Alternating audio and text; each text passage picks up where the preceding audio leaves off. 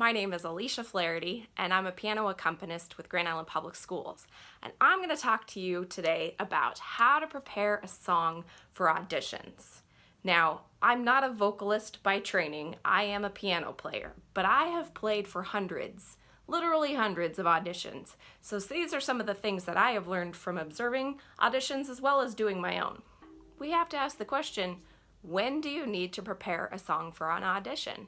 Well, you need a song when you're auditioning for a musical, which is a play that has songs in it that help tell the story.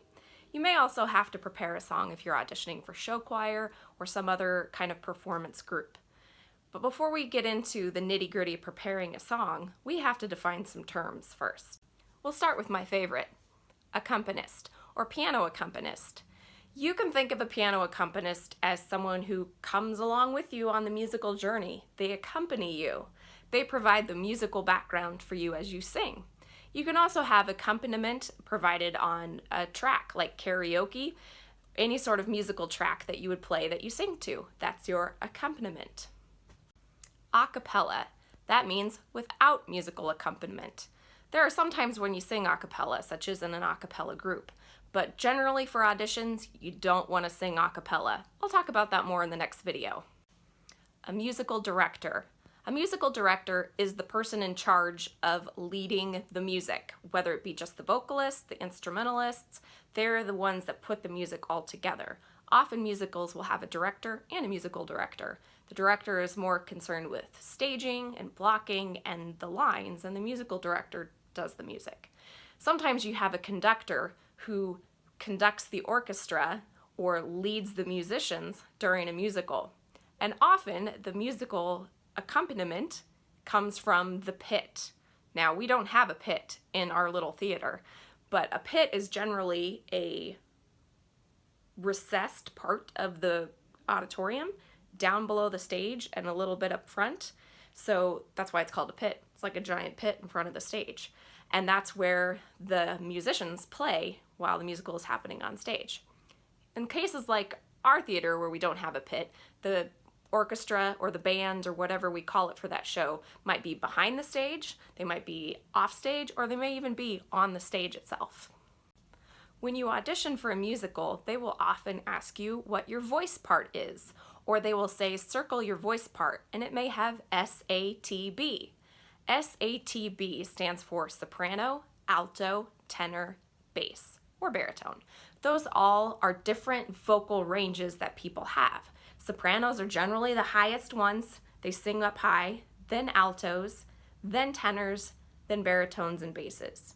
When you're a kid, before you hit puberty, your voice is almost always a soprano, or maybe an alto. But as we hit puberty, both girls and boys, our voices start to undergo changes. But boys especially, their voices go from high to low, and they kind of have a time where they have a transition where they may squeak and break a little bit, and that just takes time to get through.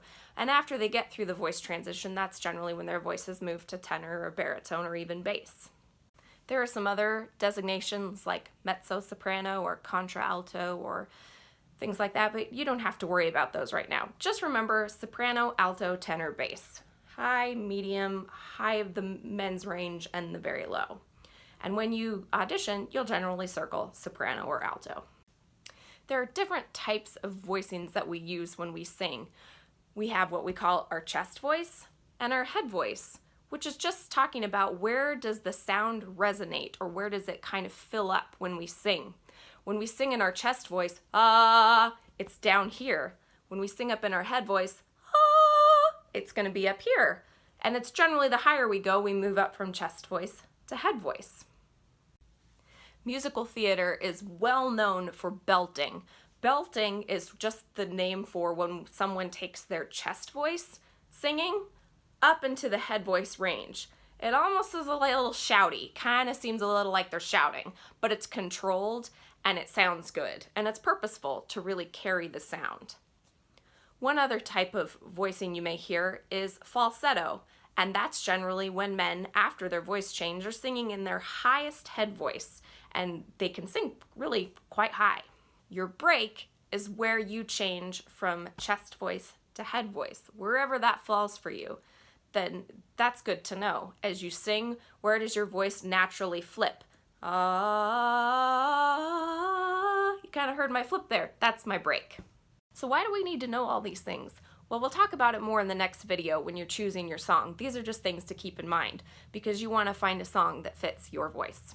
When you audition for a musical, sometimes they don't want you to sing a whole song. They may ask for 16 bars or 32 bars. What does that mean? That means 16 measures or 32 measures. When you look at sheet music, they're all divided up in these little rectangles, and those rectangles are measures. And that just indicates they want you to sing a short amount of a song, not the whole song. If you're unsure how long that's going to be, you can always ask them, what time limit? Do you want me to sing about 30 seconds or 2 minutes, or how much music do you want me to sing?